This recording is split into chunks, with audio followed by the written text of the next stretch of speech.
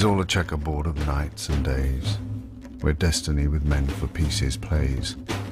The words of an 11th century Persian Omar Khayyam. In the West, his poetry made him a household name. It became the most famous book of poetry in the English language. Americans immediately embraced the Rubaiyat. Omar Khayyam is right to move in finger rights and having writ moves on.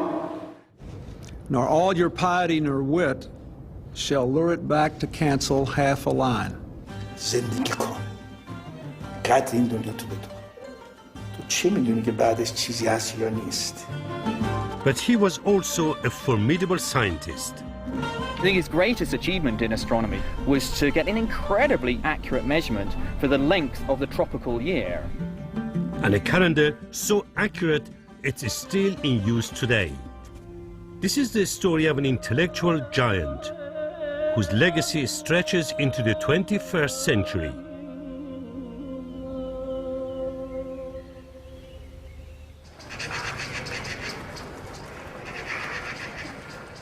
I've always been attracted to his poetry and his philosophy. Now I am going on a journey to find out more about Omar Khayyam and his place in the world today. Abul Fath Umar ibn Ibrahim Khayyam was born in Persia in the city of Nishabur in 1048 in the province of Khorasan. Here, east met west on the Silk Route and the gateway to the ancient civilizations of China and India.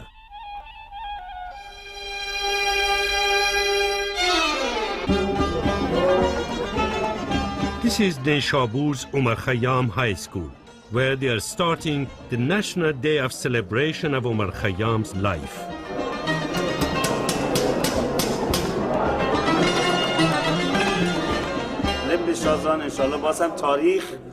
امثال اینها رو داشته باشه و انشالله کثر الله امثالهم بی صلوات مجدد.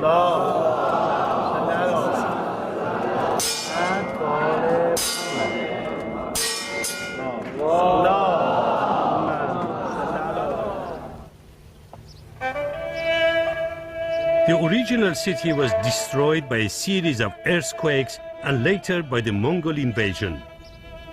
Only the remains of medieval Nishabur exist today. What kind of city was Nishabur? It's a very large city. I think no one can say quite how large, but by the standards I would have thought of any city in Europe at the period except Constantinople. In 1040, Persia was invaded from the east by nomadic tribal Turks known as the Seljuks. They defeated the existing rulers and made Nishabur the first capital of their new empire. They came in substantial but not overwhelming numbers. They came already converted to Islam. They knew what cities and settled agriculture were like, and they did not come to destroy. At the time of Omar Khayyam, the ruling king Malik Shah and his chief minister Nizam al-Mulk opened colleges across the empire. Most important were the Nizamiye, where some of the finest scholars impressed young minds. Omar Khayyam was one such student. استادان از سراسر جهان اینجا میان برای به فیض رسوندن دانشیان از سراسر جهان اینجا میان و نام نیشابور را به عنوان افتخار به دنبال اسمشون یدک میکشن و به شهر دیار خودشون میبرن. بر تقدیر زمان خیام اوج اقتدار و عظمت فرهنگی نیشابور تلقی میشه و خیام در این زمان درخشید در مدارس نظامیه و تحت درس خوندن تحت استفاده از فیوزات امام الحرمین که یک از شخصیت‌های بلندپایه جهان اسلام بود به این درجه و مقام میرسه به گونه‌ای که بعد می‌بینیم نامشو بر یک از حفره‌های کره ماه می‌گذارن یا یک از اقمار سیارک‌های منظومه شمسی رو به نام این شخصیتی نامگذاری می‌کنن که از این شهر برخاست و نام نیشابور رو بلند آوازه کرد. What kind of ruler was Malik Shah? Do we know much about him? His period of rule is a kind of partnership between the great Persian bureaucrat and the Seljuk ruler. Omar Khayyam comes to court and becomes a very close intimate of Malik Shah. The word used for such courtiers is Nadim, and Omar Khayyam is clearly that. And it's not just that he's a nice person to have a drink with, but because he has skills and knowledge that are of value to the ruler.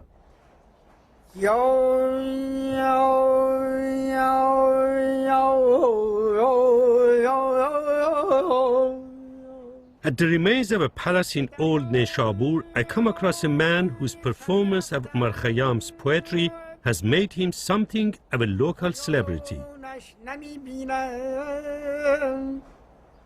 شما خودتون از کی به خیام علاقه‌مند شدید؟ من 12-13 سال بیشتر نه. من تا 60 سالگی که نمیخوندم. میخوندم اما تو خیام بیام، تو تهران برم با 7000 سالگار سر به سری خدای من محبوب من امید من یا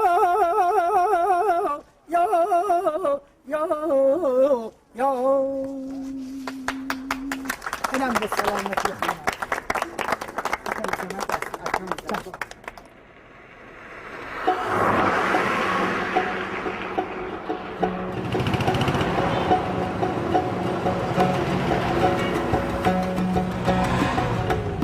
Nearly 900 years after his death, Omar Khayyam's name can be seen everywhere in the streets of modern-day Tehran.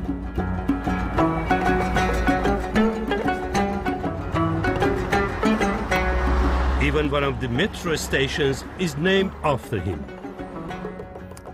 I'm going to see a man who knows a lot about Omar Khayyam.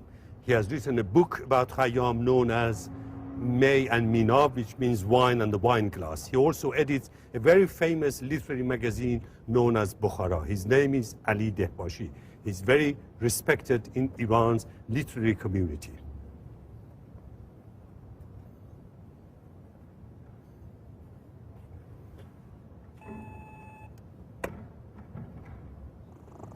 سلام علیکم. به آقای دهباشی. حال شما چطوره؟ خوب هستین؟ ایده ما روشن. قربون شما خوب هستین؟ خیلی ممنون.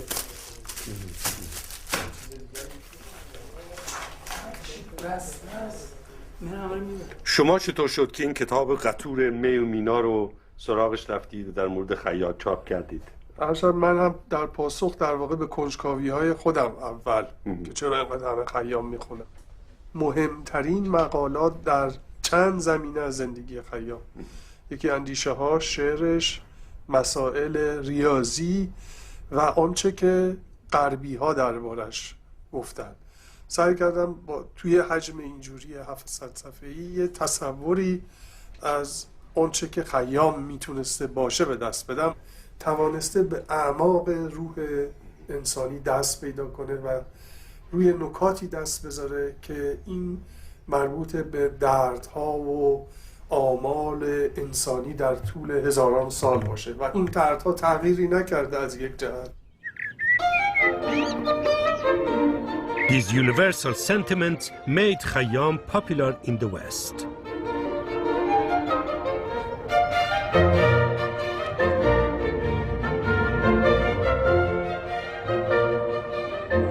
In the summer of 2009, academics and scholars from across the world gathered at the University of Cambridge to celebrate Omar Khayyam.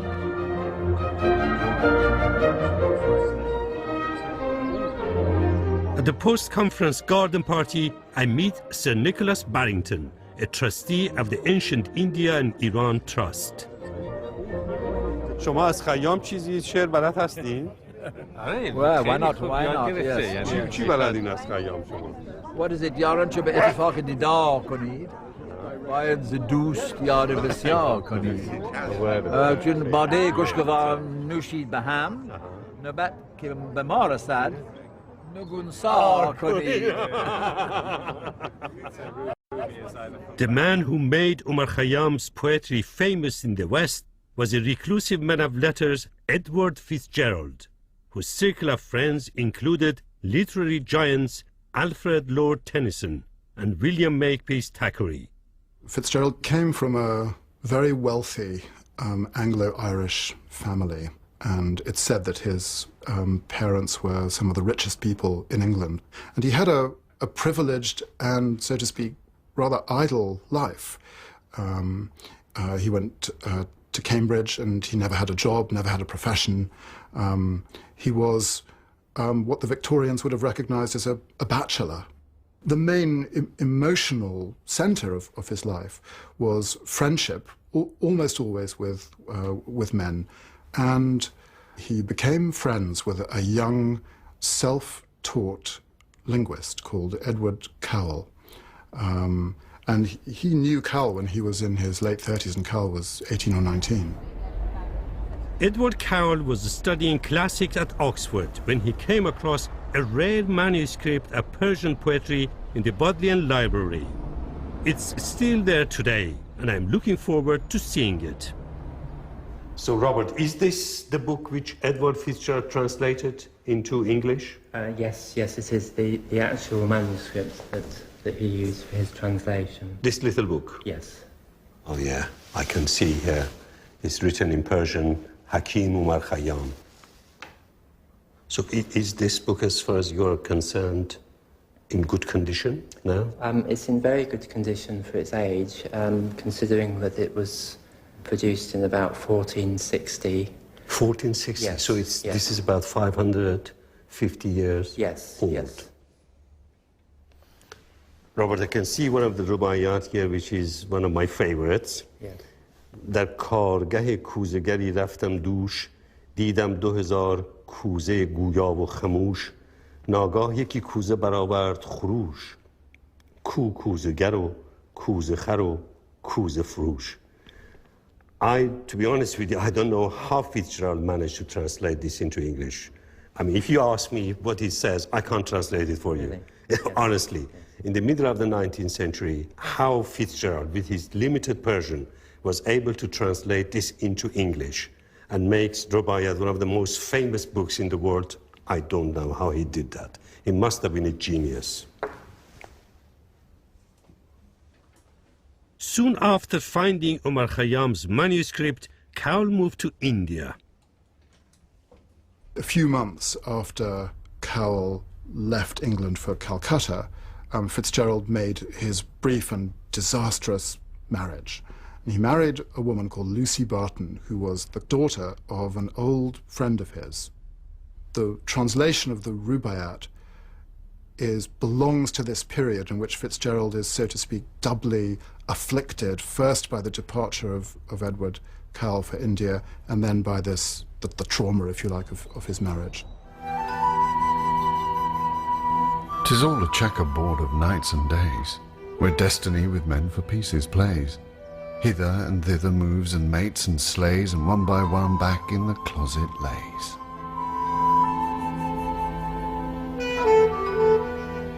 In this bleak frame of mind, Fitzgerald began to translate Omar Khayyam's Rubaiyat. And like many sins, he found a kindred spirit in this 11th century Persian. تردیدی نیست اون وجه خیام که در جهان مورد توجه هست برمیگرده به این زمینه از شناخت خیام از انسان و تنهایی ها و اون درون پیچیده و چنگانه‌ای که از خودش نسبت به مسائل مختلف ابراز میکنه متأثر میشه و این رو بیان میکنه.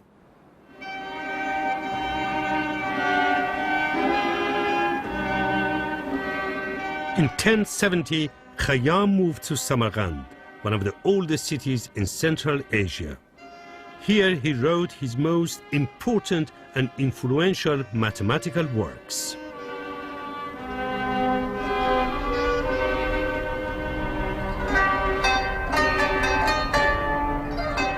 I meet mathematician Marcus du Sautoy to find out what Khayyam discovered. At the time of Omar Khayyam, when he started his works, what was the situation in the world as far as mathematics was concerned? Well, I think most people actually thought that mathematics was created by the ancient Greeks and then stopped when the ancient Greek Empire disbanded, and that nothing happened until Europeans sort of got back in the game in the 13th, 14th century. But actually, there was a huge amount of mathematics which was happening in the East, in China, India, and the Muslim world, and in Persia too. And in particular, the development of a new language called Algebra. And the Westerners at that time didn't know about these developments in the East? I think the East had been a little bit written out of the history of mathematics, and we're only really recovering now the great achievements that were done in the East. In your opinion, what was Omar Khayyam's main achievements in mathematics? I think his main achievement was studying something called the cubic equation. It's a little bit like a cryptic crossword. I'm thinking of a number, okay? If I square this number and add 1 to it, you get the number 17. Yes. Okay, so what was the number I was first thinking of? I'm very poor. So say it again. I square a number. Yes. I add 1 to it, and 4. I get 70. Very good. Yes, exactly. 4. So you've undone that little cryptic crossword about this unknown number that I was thinking of. Yes. So that's actually an example of a quadratic, because I was squaring the number. But what Omar Khayyam was interested in is, okay, what if the number is actually cubed? Can you work backwards and understand what the number was that I'm thinking about? Now, why is this important? Well, to understand these equations gave you access to things like measuring the area of a field or the volume of a box. What Omar Khayyam was trying to do was to find, is there some formula which can help me to undo the cubic and understand how to solve those? How to work out what is that unknown number? He didn't manage to solve this problem. It frustrated him, but he got a partial solution to it. And it's a rather nice solution, because what he did was to change algebra into geometry. So to show you his achievement, what I want to do is try and draw something on the floor for you to show you how he tried to solve this equation. So this is going to be my x and y coordinates. So I'm going to draw a graph here. These cubic equations,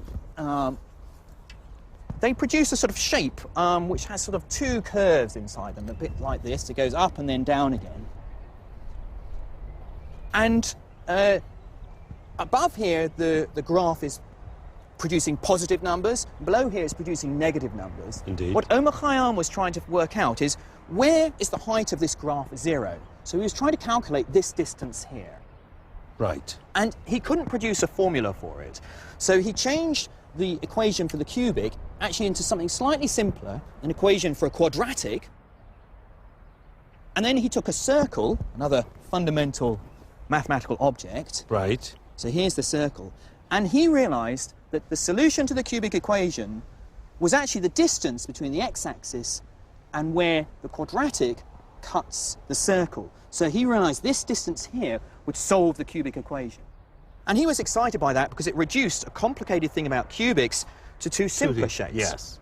But still, he was frustrated that he didn't have a formula which would give him the answer. Right. And he wrote, maybe it will be future generations that will come up with this magic formula. And indeed, it was the Europeans who eventually picked up the baton from Omar Khayyam and did eventually come up with this formula.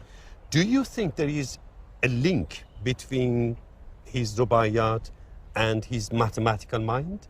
Absolutely. I think, I mean, people might find it rather unexpected. Poetry and maths, what have they got to do with each other? I think he was sympathetic to sort of patterns in language and poetry, partly because that's what he was doing in his mathematical time as well.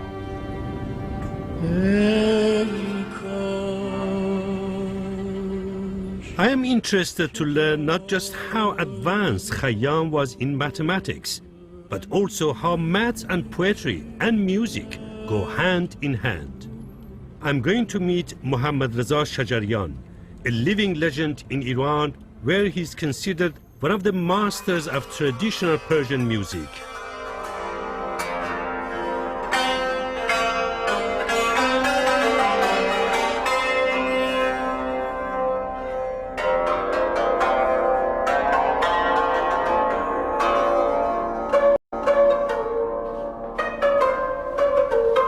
این ساز شما ساختید آقای؟ آره. از ساختهای شماست؟ آره ابداع منه. ابداع من هست. از ابداعتونه. این 4 اکتاو و نیم چیزشه، وسعتشه. بله. از نوت سی اکتاو دوم پیانو. بله. تا نوت سول اکتاو ششم پیانو رو داره. موسیقی که خب بخشی از زندگی ماست، بخشی از یعنی اون جوهر زبان ماست و مردمان ما مردمان فهمیده ایه. خیام رو میشناسن، درکش میکنن، منتها حرف نمیزن، ولی جاریه در زندگی مردم. خیام همچنان جاری. از خیام وام میگیریم و حرف میزنیم و با زبان خیام هنرمون رو ارائه میکنیم، از آهنگساز گرفته تا خواننده. Over 30 years ago, Shajarian recorded an album of Omar Khayyam's poetry. It's still a bestseller today. خیام به عنوان یک شاعر برای شما چقدر اهمیت داره که شما 30 و اندی سال پیش رباعیات خیام رو خوندید؟ خیام چقدر برای شما مهمه؟ اون موقعی که شروع کردم خیام رو خوندن، واقعا خیام رو چون خیلی دوستش دارم و دوستش داشتم، بعد هم که آهنگساز کار کرده بود، رو شعراش دیدم خوب کار کرده، اینه که همکاری کردیم و من برنامه رو خوندم و خیلی هم موفق بود. می نوش که عمر جاودانی این است، خود حاصلت از دور جوانی این است، هنگام گل و مل است و یاران سرمست، خوش باش دمی که زندگانی این است، خوش باش دمی که زندگانی این است. یادم رفته. بسیار عالی. هنگام گل و مل است و یاران سرمست، خوش باش دمی که زندگانی این است.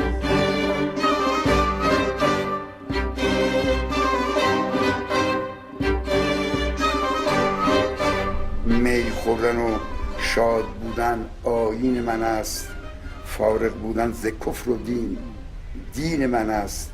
گفتم به عروس دهر کابین تو چیست؟ گفتا دل خرم تو کابین من است.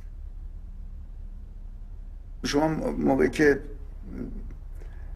یه خورده غور میکنین تو رباعیات میبینین دو جنبه هست. یه وجهی سلبیه، میگه این همیشه هیچ در هیچ هست، این زندگی فانی است، آغاز نداره و فانوس خیال و اینا.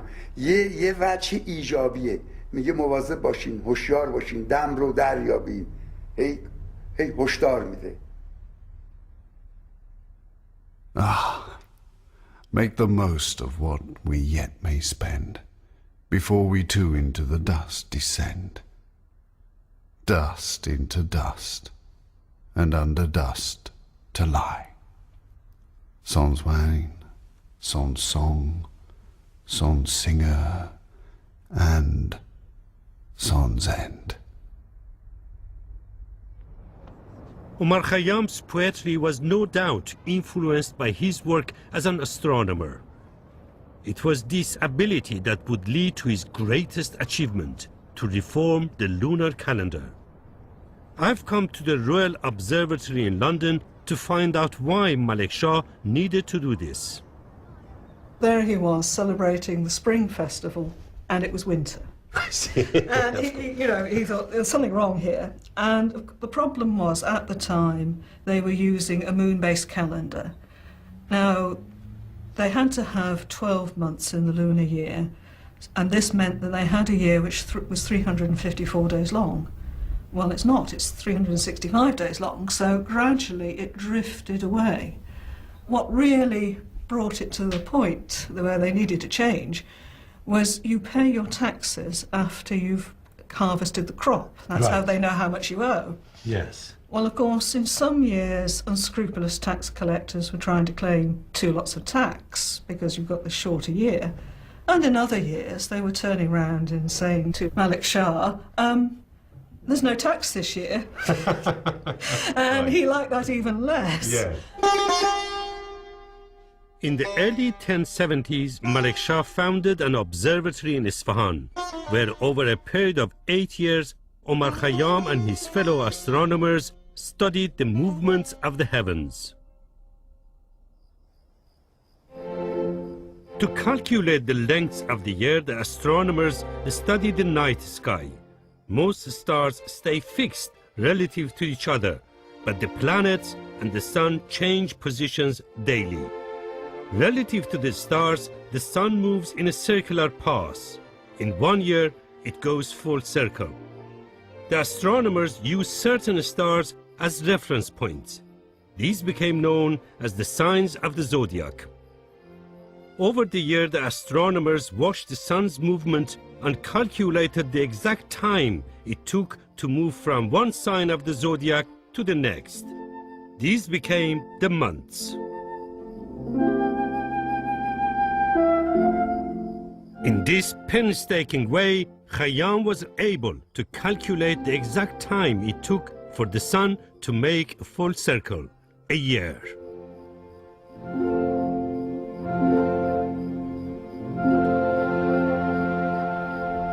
When he had finished, he came up with the length of the solar year, which is incredibly accurate. Now, in actual fact, he slightly overdid it because he was quoting a year to 12 decimal places, but he was right to the 5th digit. The 6th digit is one that actually is where the Earth is not as accurate as Omar Khayyam. Khayyam's calendar was even more accurate than the Gregorian calendar, which came into use in Europe 500 years later. So how was he able to make such accurate calculations? They were building on the legacy of the Greeks. You have got to observe very accurately, you've got to be very reliable, very careful, and you must have the really good instruments. And of course, the astrolabe was an absolutely superb instrument, right at the peak of its technology at that time. Could you show me how does an astrolabe work, please? Oh, this is the absolute cutting-edge laptop of its time. You just can't believe how beautiful and how perfect an instrument this is. Oh my God, look at this. Oh, that There's is so beautiful. much information here. What are all these? Yes, well, my problem is I don't read Arabic, but there is absolutely everything the astronomer on the go could want. I can see, for instance, here, name of stars in Arabic and Persian, like Merrikh, which is for Mars, or Shams, which is for the sun itself, and other names. And also I can see the name of 4 cities here: Baghdad, Basra, Isfahan, where Omar Khayyam, of course you mentioned, was calculating the length of the year, and Tus, which is also another city in Iran. An astrolabe can be used to measure the elevation of the sun, and from that it's possible to calculate the time of day. You've got quadrants here, which would be your tables for the star calculating altitudes. They would actually relate to the star and sun coordinates. So once you've measured your altitude of the sun, you would use these tables and numbers to actually then find out what time of day it was. And that was the vital piece of information you needed for your setting up your calendar. Khayyam's work on the new Jalali calendar, named after Jalaluddin Malik Shah, made him the most respected astronomer at the royal court.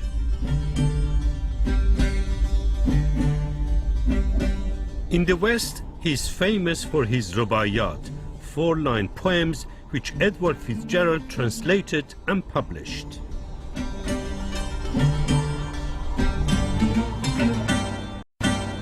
These books lay in the bookseller's shop. Nobody bought a single one.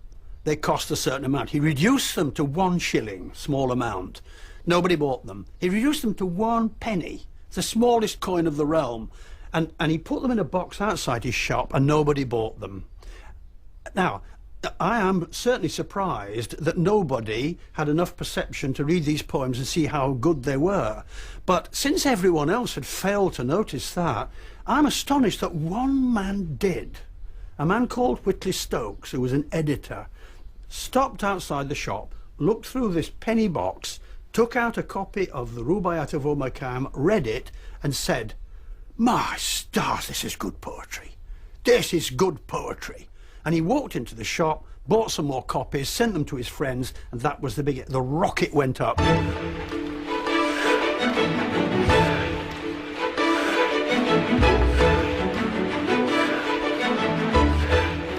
Fitzgerald's Rubaiyat became a publishing sensation and entered the bloodstream of popular culture.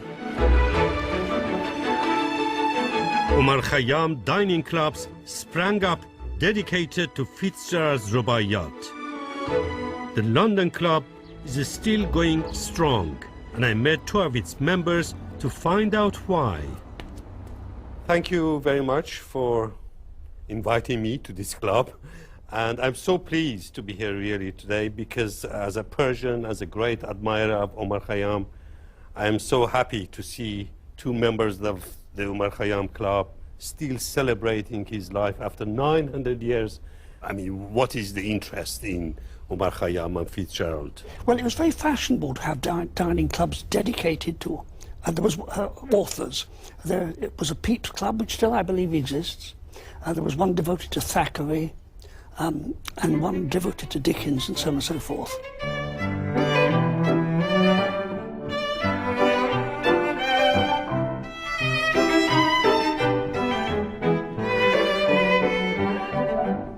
The dinners, with the wonderful menus that we still produce, are a wonderful vehicle for us to have an evening of fun, but one that actually looks back seriously at both Omar Khayyam and Fitzgerald. And when was the club first founded?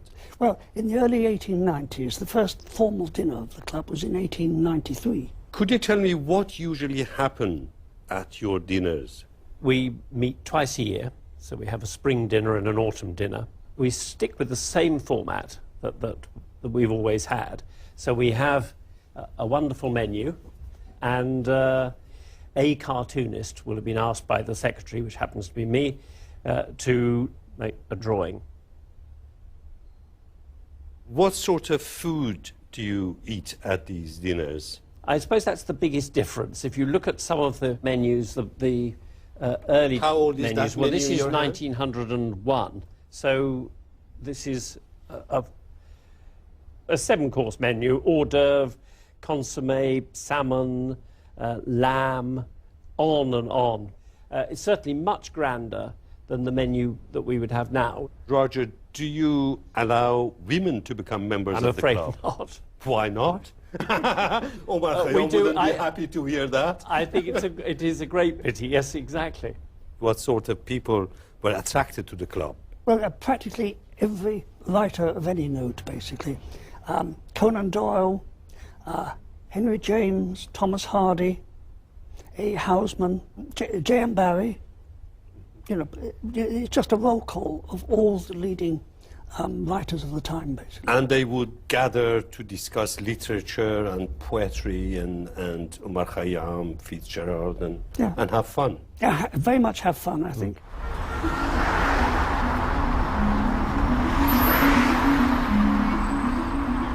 America too had an Omar Khayyam club. The Harry Ransom Center at the University of Texas in Austin holds one of the largest collections of Rubaiyat materials in the world.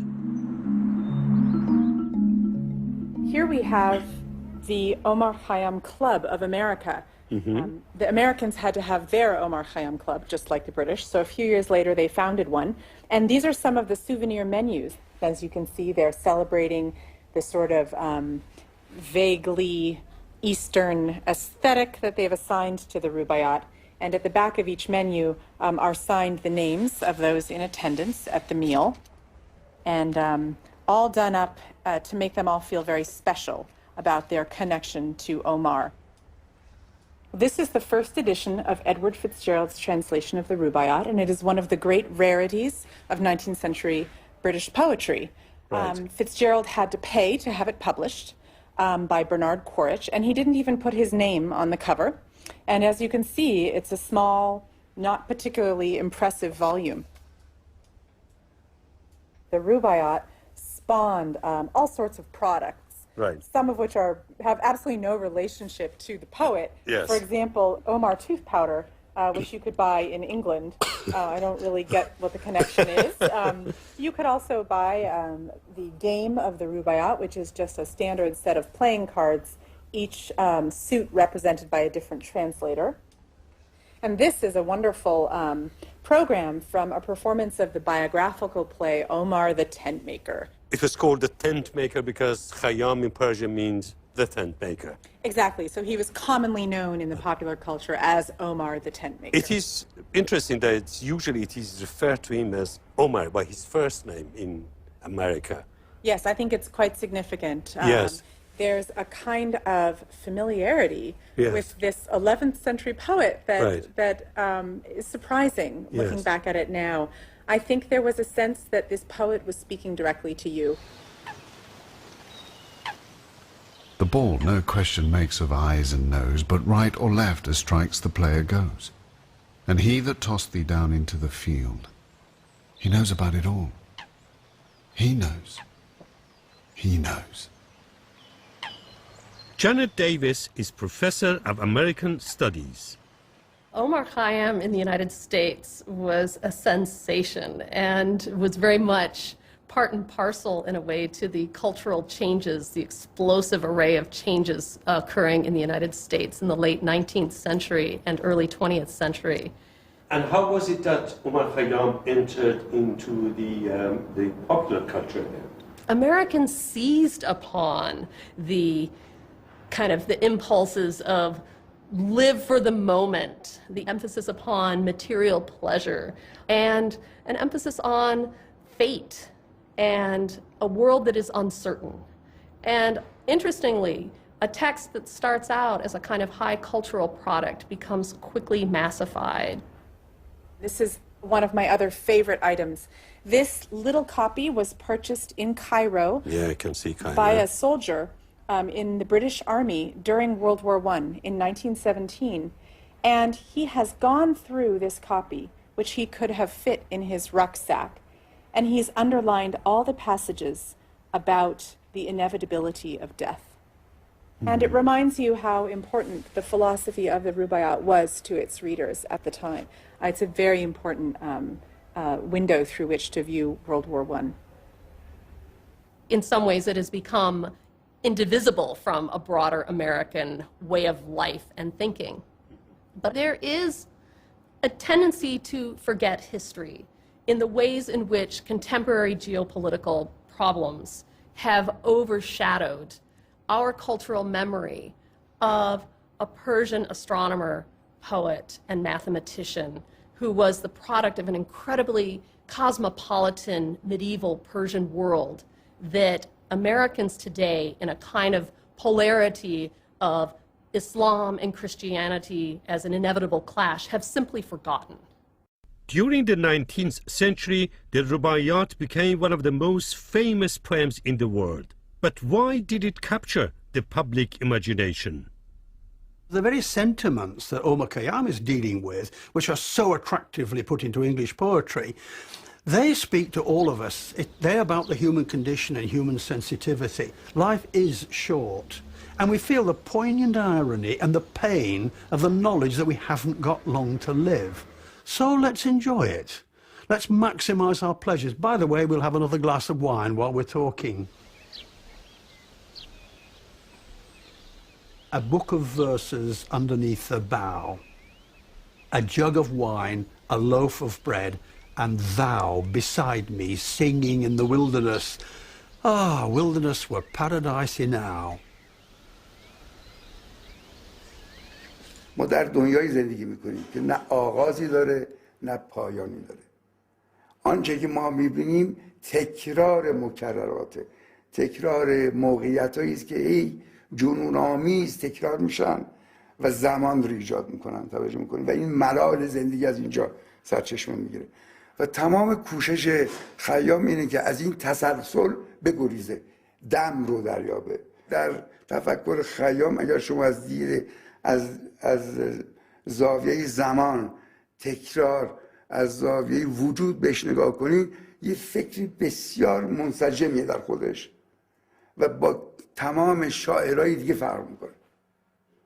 و اگر هم چنین اقبالی در غرب داشت به همین دلیله که فیتزجرالد تونست اینو منتقل کنه.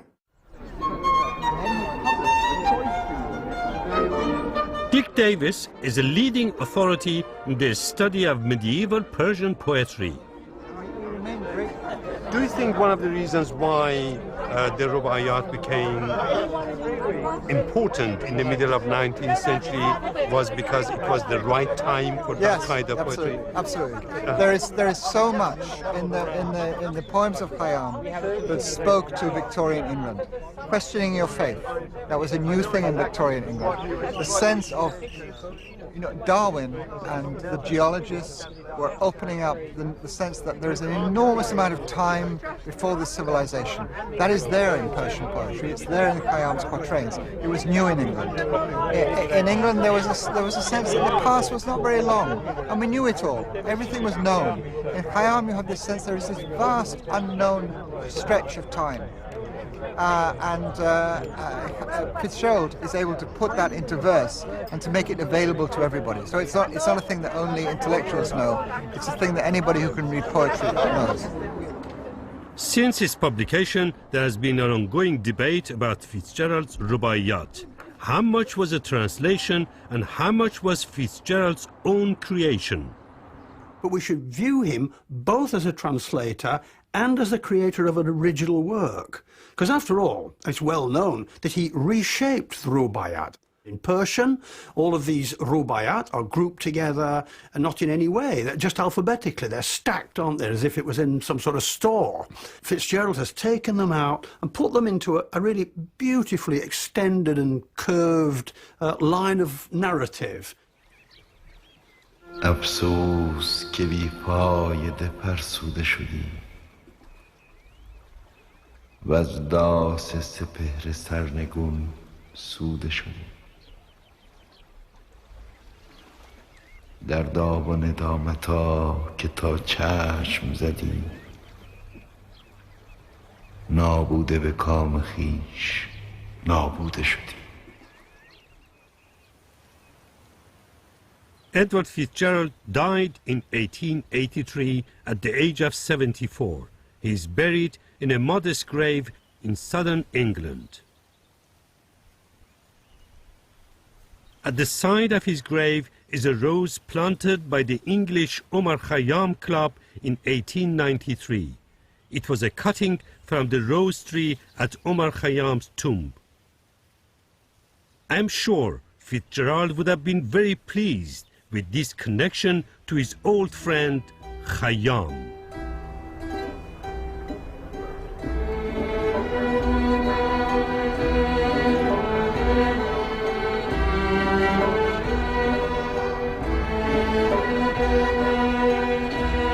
The English connection with Omar Khayyam continues today. I'm at this special ceremony taking place in Neshabur.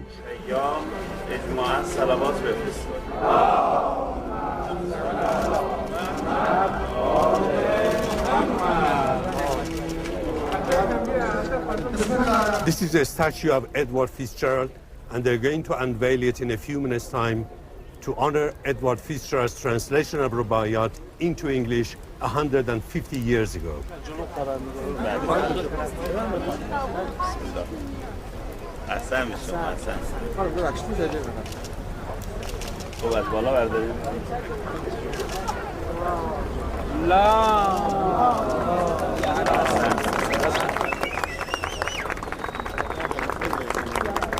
خیلی زیبا، خیلی قشنگ.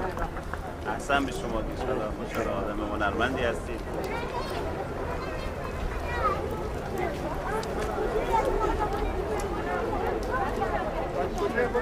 کین صبر که امروز تماشاگه توست فردا همه از خاک تو برخواهد رست.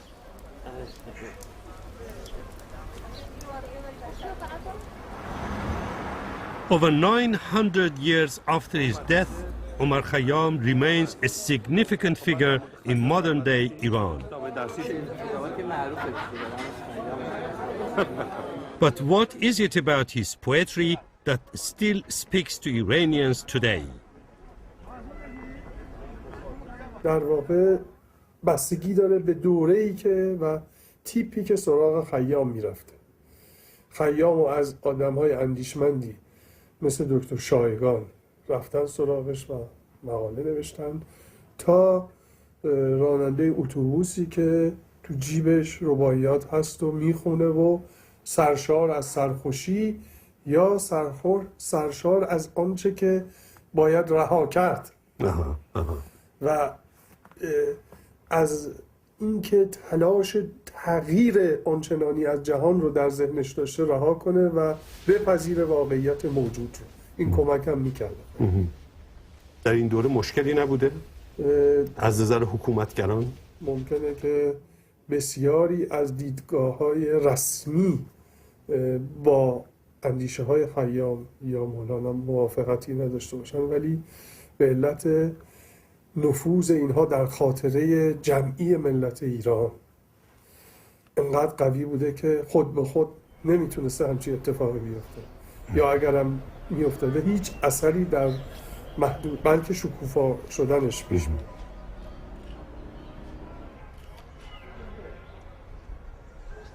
Omar Khayyam's influence spread far and wide. His philosophy appealed to Persians from the 11th century and to Europeans and Americans from the time of the 19th century translation of his poetry by Edward Fitzgerald. For me, as a Persian, I take pride in what Omar Khayyam stood for. A questioning of certainties, a refusal to accept that we were put on earth for a reason. He believed we had to make our own reasons and live for this life and not the next one. This was a modern message then and remains so today.